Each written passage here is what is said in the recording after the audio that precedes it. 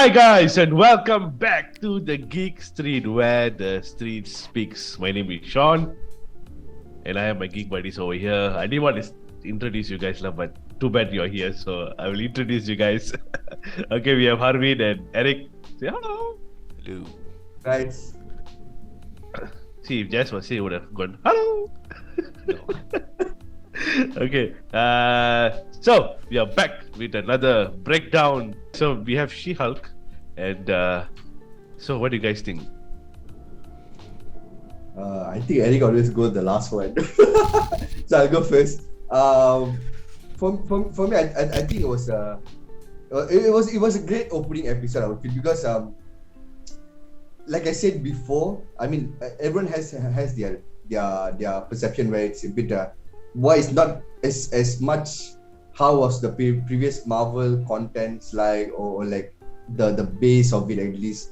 But I think, like I said before, they always try to merge with the characterization of the character itself. So if you see Miss Marvel was more like a college vibe. So they have to insert the whole vibe of a college type thing. And now we see She-Hulk, Jennifer Walters. She's a lawyer by herself, and she is a very comical character herself in the comics. So they have to insert a lot of humors, and of course she's a person who breaks the fourth wall even before Deadpool. So breaking the fourth wall itself is something comical. So they have to do a lot of comical around the character. So it's character comical with lawyer drama going on forward. So even Kevin Feige himself stated that it's going to be a comedy series, but with content with lawyer and Hulk stuff within it. So for me personally, I think it was a great opening episode, and it was so amazing to see Bruce Banner back as the Hulk, and also seeing Mark Ruffalo back again is just amazing. Yeah, and for me, I think Sean and I actually talked about this last week when we were recording our last recording. We both felt, I think I would agree with Sean, that it was kind of too fast. It felt very fast, like a train just went by throughout the whole intro. So, but it was a good intro, it's just that it was too fast, and the CGI kind of felt a bit on the budgety side, which is still fine. And I feel like Mark Ruffalo kind of like lost his touch in acting as Hulk in the first one, because it kind of like felt very scripted instead of being very natural. But overall, I think storyline wise, I kind of like it. It was a good intro, just that it was fast. And she portrayed a very good acting at the first episode, so I'm excited to see how the rest of the episodes will go. Yeah, that's pretty much. Okay, so that is our breakdown for this week. See you guys next week. Hey Sean, why don't you share your thoughts? You always no. ask all of us. You don't share your thoughts. I mean, most even Jazz. No. Don't even ask. Explain yourself how you all feel about it. Yeah, I mean, you guys already talked very long already. I thought to get into the breakdown, but okay, since you ask, okay, I thought it was okay. As a beginning episode, I think it was.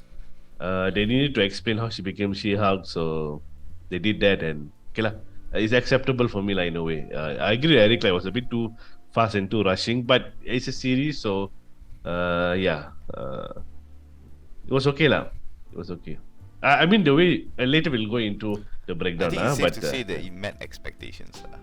Yeah. I mean, it's not bad. It's not bad. Yeah. Or it's not like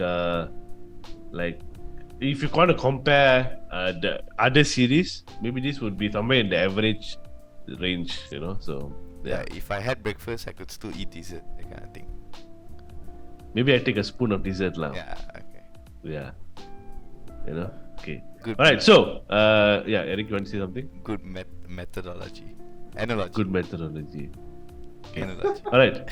So without wasting your time, since it was a very fast episode for us, we'll try to make it a fast episode for you also. Alright? Okay. So guys, this is She-Hulk Breakdown.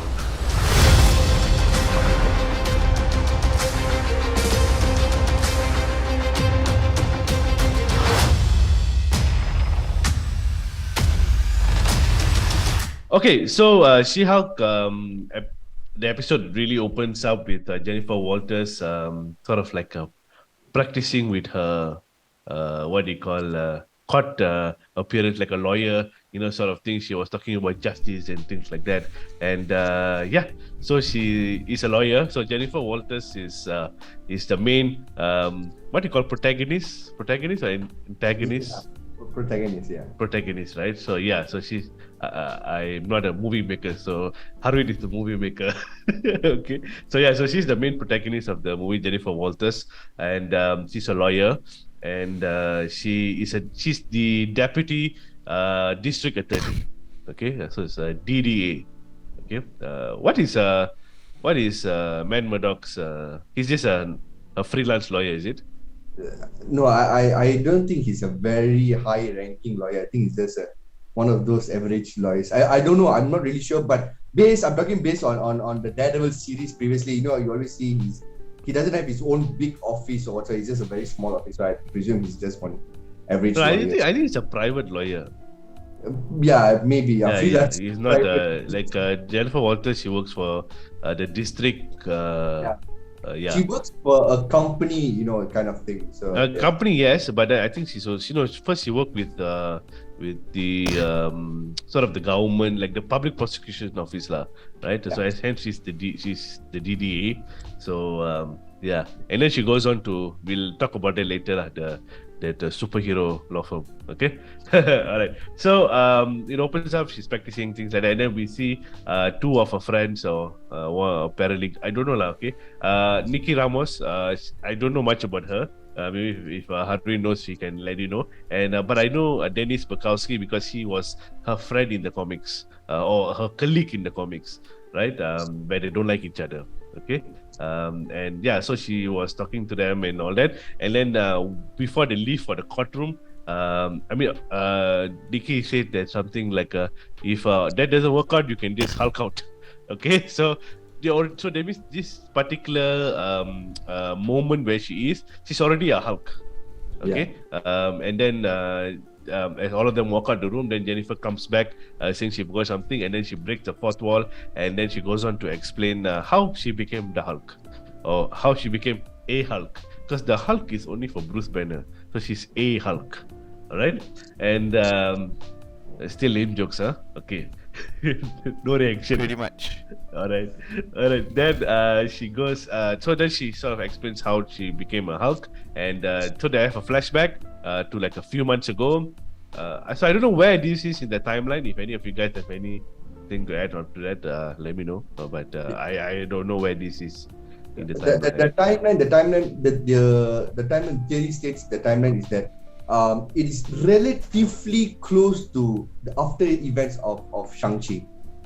Relatively close to after events of Shang-Chi, because if you notice, Bruce Banner still have the sling, the arm sling thing, right, for his arm. If you notice in the post credit scene of Shang-Chi, you see him there, and if you chart the time again, you see his hand is kind of cured in the post credits, and so now you get to know, he'll explain why he has the thing. He got some prototype going on, so it's relatively after the events of Shang-Chi, not too long, but quite close to the Shang-Chi. Yeah. Okay. All right. So then they are on the road driving, and then they have like cousins. By the way, Jennifer Walters, if you guys didn't know, Jennifer Walters and Bruce Banner are cousins. Okay. So and so they were talking about, they were joking around, and then they were talking about their cousin. Bruce. Okay, first mentioned that how he still stays in human form is he created this device called the inhibitor. So it sort of like slows down, I think, the radiation process and things like that. So he's managing to stay in human form, and all that. So then they goes on to joke about their family heritage, and then they mentioned his cousin Chad. Okay, Harun, your turn. Okay, Chad. There is no related anything to the comics about Chad, but here's the catch. If you just have to connect all the way back to the post credits, not the post credits, in the end credits, as the title cards are moving, just to chart connect the dots. If you see one particular animation of it, you see a family dinner, and then in this family dinner, you can see in the family dinner, you can see there's this one particular guy with a ponytail having some noodles, if I'm not mistaken, but he's like in the front line. So because you can see at the background, you can see Jennifer Walters and then like the family, and this guy is like in the front line of the particular scene. So I presume that is Chad, but why would that name drop Chad kind of thing? Like unless it's either can go good with anything for comedy or something to play a role later on. I'm not really sure, but we'll see No, how that- okay, so this is where I also did my research. So apparently that Bruce and Jennifer have this auntie who is some sort like a doctor, and she has a son named Chad. Okay, I don't know what's there's a famous auntie they have. What's the name? I forgot the name. I'm not really Yeah, sure. okay, they have one. Okay, we'll get you back in the next episode, but they have one, and they have a son named Chet who eventually becomes some sort, like, she induces some sort of a steroid or something like that into him, and he becomes this huge, humongous giant, and cause some havoc. So yeah, so maybe there's like some maybe there could be something that be down the line that they will revisit again. But yeah, so they just now name dropped it because something related to the comics as well. Okay. And then while they were joking and all that, and suddenly they were about to talk about Steve Rogers and his virginity. I don't know why this keep popping up. Okay, but we'll talk more about it as we go along. And suddenly we see like a spaceship in front of them. Okay, I have no idea why is the spaceship in front of them. Okay, so if everyone watched Thor Ragnarok, that's the same, not the same, but it's the same design of the spaceship. It's called the Sakaran ship from the Thor Ragnarok. It's one of the Grandmaster's spaceship from there. So early theory is that somebody, like even Bruce mentioned later on, that somebody came over to probably send him a message. Because that particular spaceship, he knows that spaceship because it's from Saka, from the Grandmaster's planet, the planet. So early theory is someone comes to probably give message to him, but I'm pretty sure that would be covered later on definitely at the season finale 8 or 9, because I think that is like the bigger plot hole moving forward with the Hulk character. And early theory stating that is probably Hulk's son.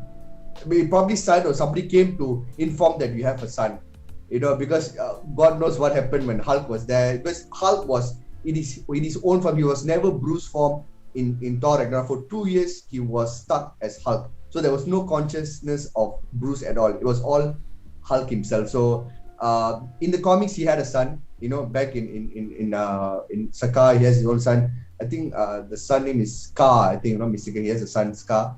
So there's a bigger plot hole, bigger storyline moving forward. World War Hulk, Planet Hulk storyline in the comics. So that's just theories, but I mean, why would they put that ship there? Maybe we'll get a Planet Hulk movie soon, lah. Yeah. Interesting theory about that too. Universal Studios is the one who has the rights to Hulk. That's why they could not release a solo Hulk movie. But those rights will end in the year 2023, which is next year. Yeah. So if you think about it, the theory, they see it now. Once the rights is done, and once Marvel get back the rights, it's a smart move. They just sit and when the time comes, you just have to release a solo Hulk movie, World War Hulk, Planet Hulk. Those are amazing storylines from the comics. So we'll see how this plays. It's a banger of a theory, of course.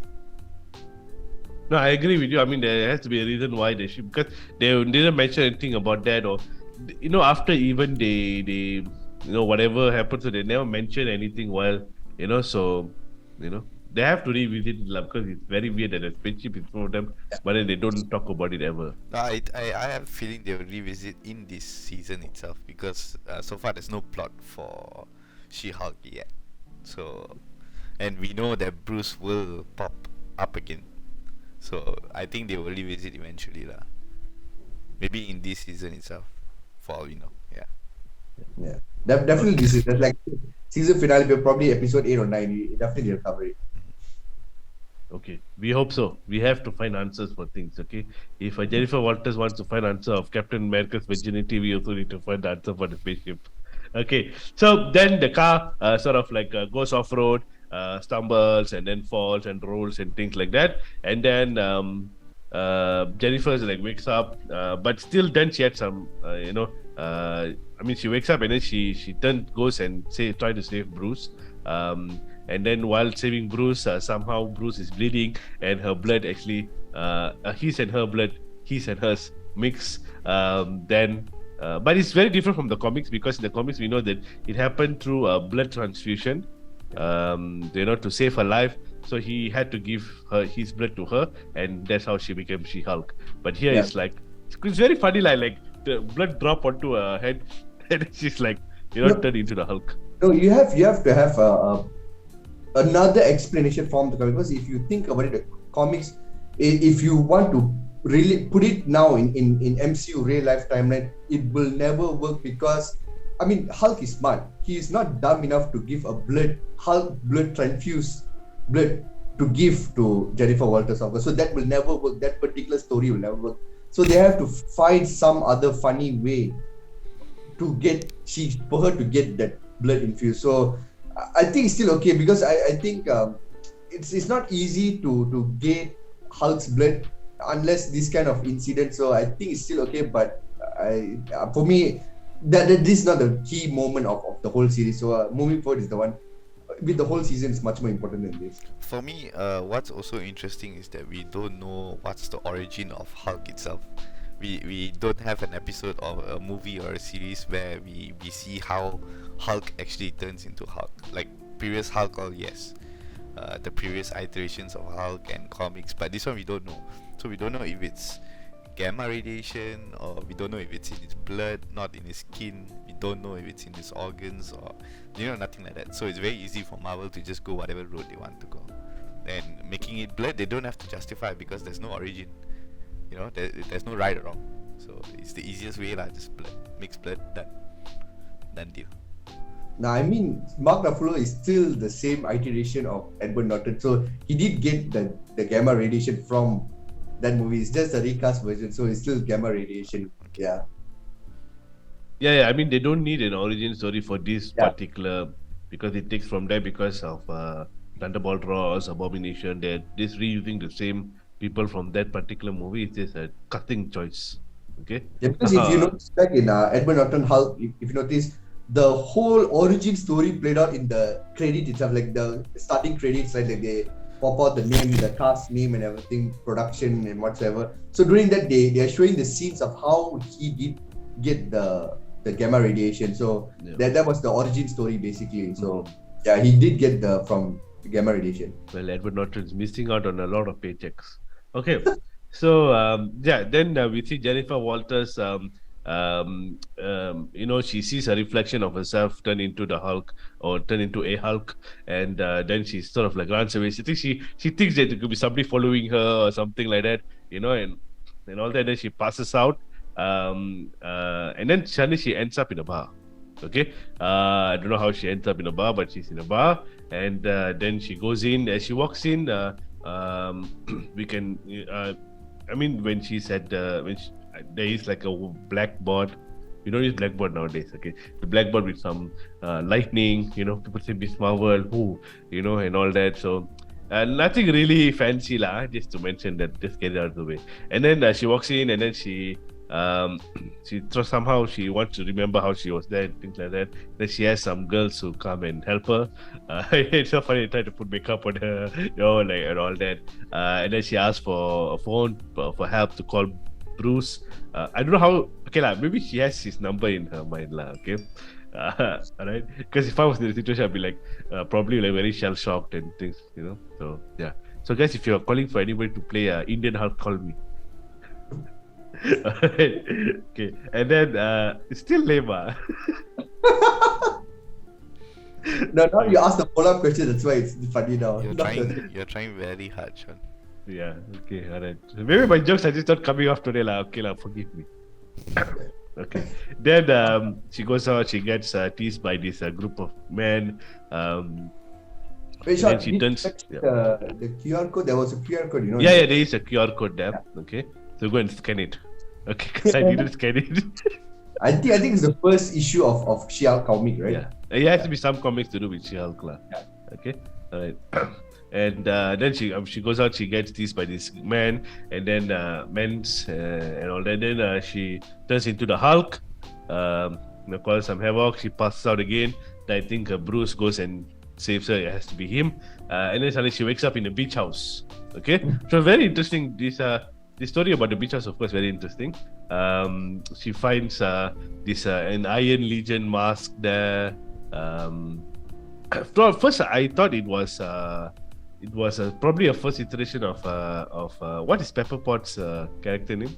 Rescue. So I thought it was like that, but then some people say it's an Iron Legion mask, like Ultron's Iron Legion. It's definitely Iron Legion because if you think about it, what connects Bruce Banner and Tony Stark even more is that Iron Legion, because both of them worked together on that particular project. So and they felt bad because that's the one which led up to the whole debacle of Age of Ultron. So it's definitely the one of those Iron Legion bots.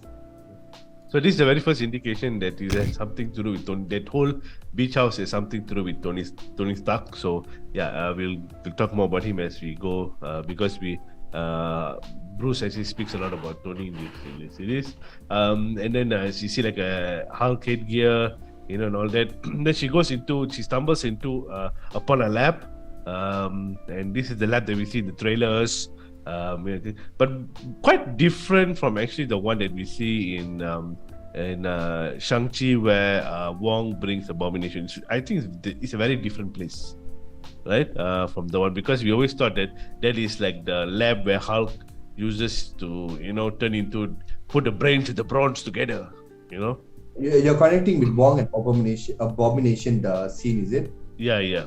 That scene is definitely. I think it's already confirmed that scene is from the cube that we'll be seeing. The cube, yes. The damage control prison, right? Yeah. It's that, because if you see in the trailer, it's the same cube that you see in the Shang-Chi when Sling opens the yeah, it's the same thing. So let's get that out of the way. And then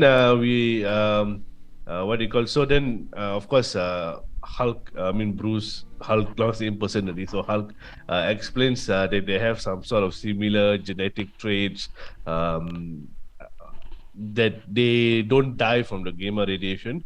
It's just that they turn into this green monster, okay, or these green lovable monsters.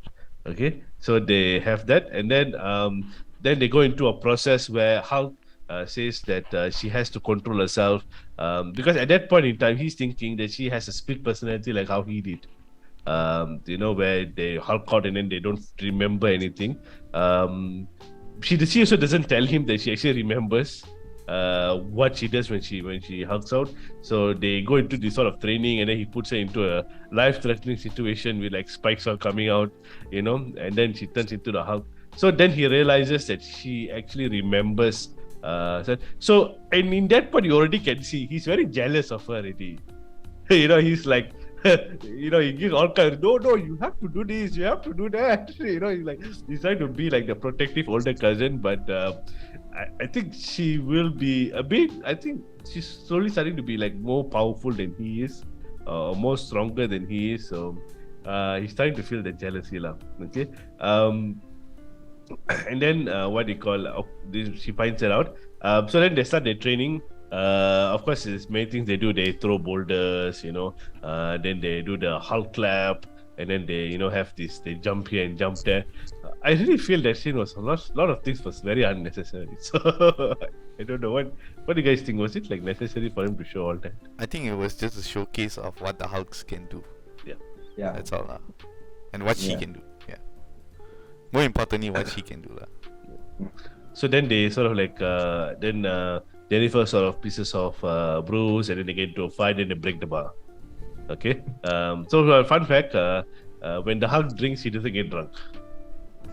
Same like I don't know if it's same with Steve Rogers, but it's same with Thor. when Thor also drinks these, it doesn't mean they don't get drunk. It takes a very long time for them to get drunk because of their superhuman ability. Yeah, but they I- get the high.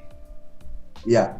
I They mean, get even the Steve high. Rogers, back Yeah. if you remember back from the first Captain America movie, after he fights in the bar, he was drinking, and then he says that, I don't get drunk, kind of thing. So Yeah. All right. Okay. Then they get to fight and break the bar. Then they sort of make up together, and then not make out, make up. Okay, they're cousins. Okay, so they rebuild the bar together, and in this very sort of important moment is that when they are sort of like the scene where they are Bruce is like tying up the roof and things like that. She turns to the camera and breaks the fourth wall again. This is the second time she does it. But this time Bruce turns and looks at her, like he sort of like realizes that she's like what she's doing, like sort of like a very weird out look. So I just want to ask you guys. I mean, do you think that okay, like Deadpool, when he speaks to the audience, when he breaks the fourth wall, like everyone around him like doesn't realize he does that. Okay, wait, I want to stop you there, Sean. That is actually her first time breaking the wall because that is. Yeah, past. okay. I'm So, talking about in the What's important movie, in the is series. Yeah. also her reaction. If you notice her reaction after saying, you can see she was like, wait, what? but Both of them were like, wait, what? Then she like looked away and continued doing. So even she was shocked that she broke the fourth wall. Right. So that was the first incident where she break the fourth wall. So maybe after this we get some kind of explanation. I don't know, just to re-correct you there. Yeah, because I agree, because the very first, you see, she's very comfortable in breaking the fourth wall. Yeah. This is the first time, like, oh, what's going on? Yeah. Even that kind she of looked thing. at the camera and she squinted like, wait, what? Oh, no explanation, lah. Okay. No I explanation. thought you all got your theory. Not yet lah. Okay. All right. So Wait, you guys. what was your question again? No. I like. What was your theory? No, like. You see, the Hulk also notices that she did that, right? Why? I mean, when Deadpool does it, it doesn't. So why it happens to her? No, I think I hope Marvel never gives the how would I say it? Never give the curiosity. They can give the curiosity, what is this character doing, but they should not give them the power to know that, okay, they are breaking the fourth wall. They should not give that, because if you do that, it defeats the whole purpose of breaking the fourth wall. Because in Deadpool movie, if you realize, Deadpool does it, but everyone will be curious, like, what are you doing? But they do not give the power, oh, okay, you're breaking the fourth wall, you're talking to someone, that kind of thing. So I hope Marvel does not give these kind of how would say characterizations to the other characters involving involving She-Hulk, to know that, okay, she's breaking the fourth wall or something like that. So if you do that, it honestly just breaks the whole purpose of the fourth wall, because it's a very iconic thing in the comics for Deadpool and also She-Hulk. And to answer you, Sean, I think the reason why when Deadpool does it, nobody cares is because nobody cares about Deadpool. That's not Yeah. the right thing to No, say. I mean, Deadpool is an awesome character. I mean, other characters do not care about Deadpool. Like, Yeah, they don't yeah. care what Deadpool does because Deadpool does Deadpool things. So they're like, okay, it's crazy, it's local, just leave him. So yeah. Okay, never mind. Maybe we'll find an answer. Maybe we won't. But just good to know.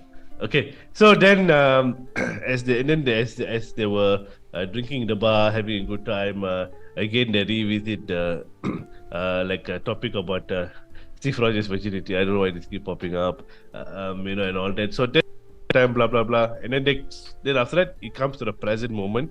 After I think she already finished her training lah, but they should actually put a scene where she gets an award.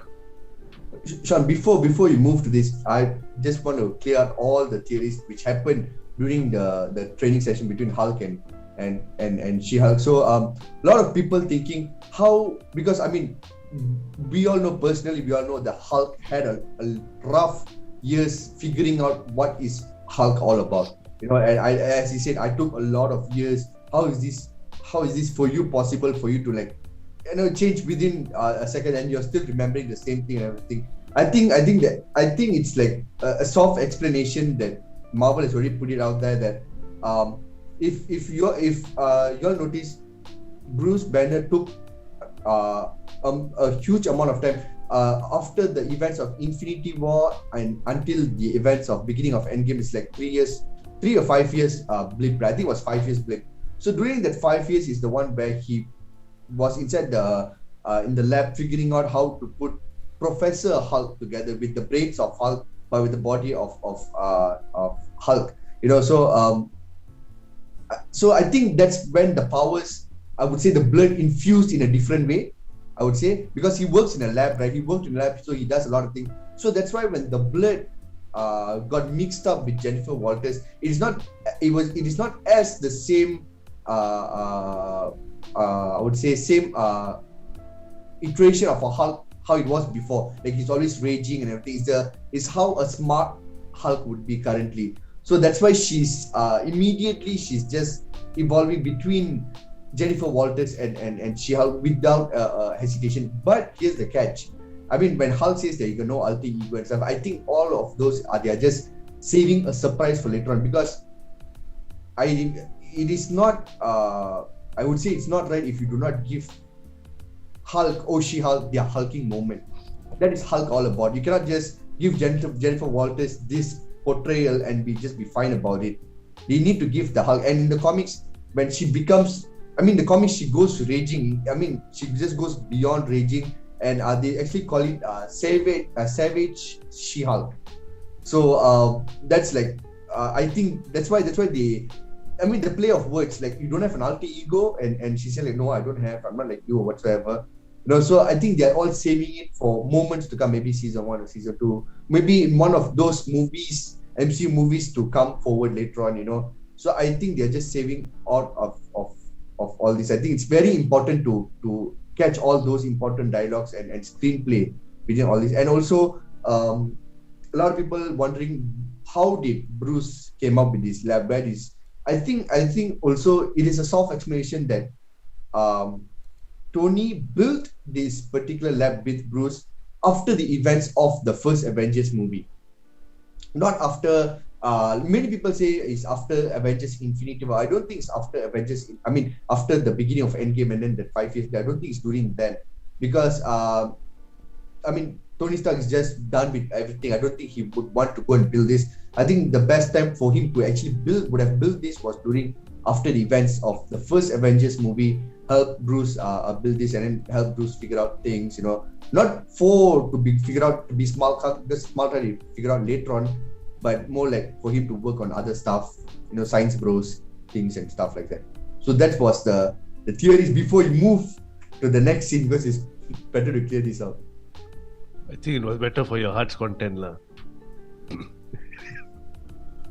Okay, all right. So we move on to the next one. So then we go back to the present moment where Jennifer is in the court.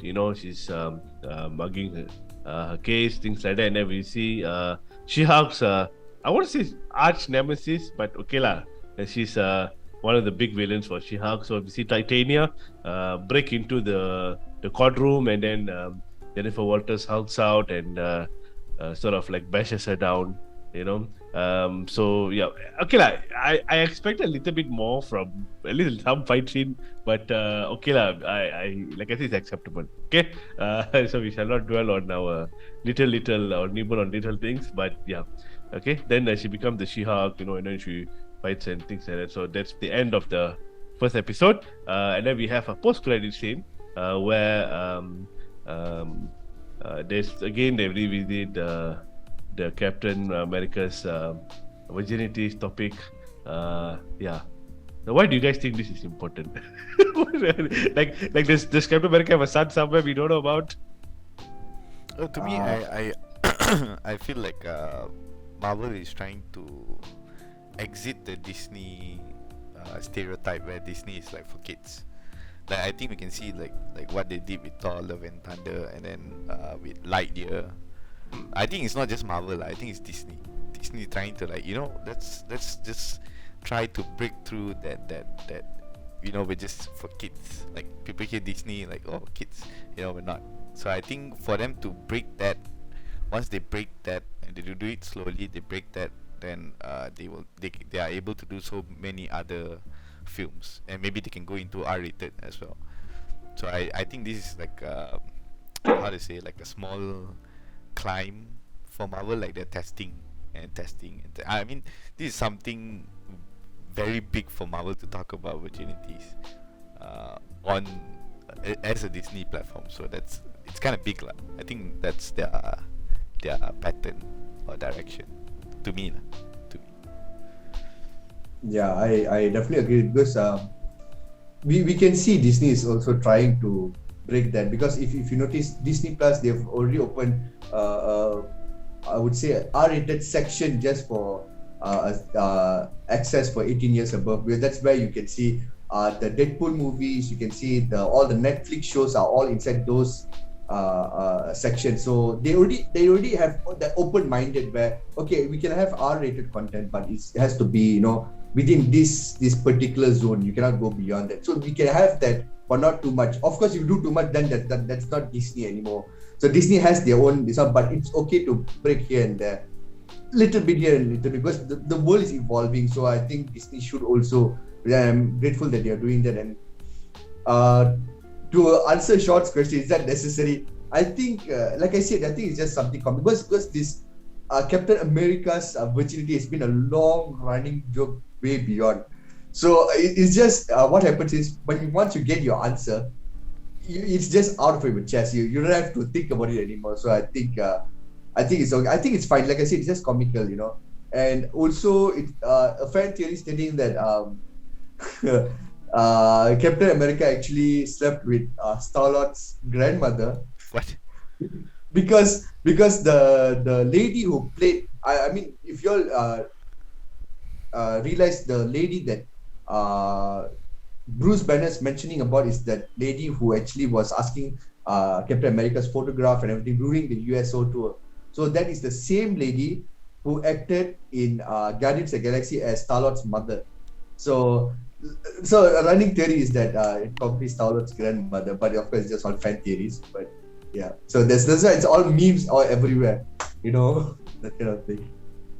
Okay, so that is the end of the first episode of She-Hulk, and it was very, very nice and acceptable, like what you all can agree to. And yeah, so we're looking forward to the next. How many episodes are there? 8 or 9? 8 more to go. 8 more to go. So 9 episodes in total. So 8 more weeks of Hulk. So yeah. She-Hulk. It's a she now. Okay, She-Hulk. Okay, fine, She-Hulk. If you're looking for the Indian Hulk, call me. Okay. So yeah. All right. So guys, thank you very much for joining us in this episode. We please do leave your comment down below if you missed out anything, and if you think that we got things wrong or you don't agree with us. You want to banter us, just do it. Okay. And please don't forget to also like and subscribe to our channel. And we really appreciate the subscribers who have been subscribing. Thank you so much, and please do keep supporting us. And yeah, if you want to follow us more in terms of daily content, because of course we don't post videos every day.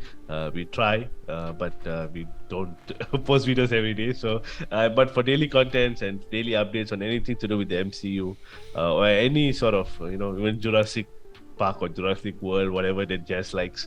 You guys can follow us on Instagram and Facebook at thegeekstreet.my.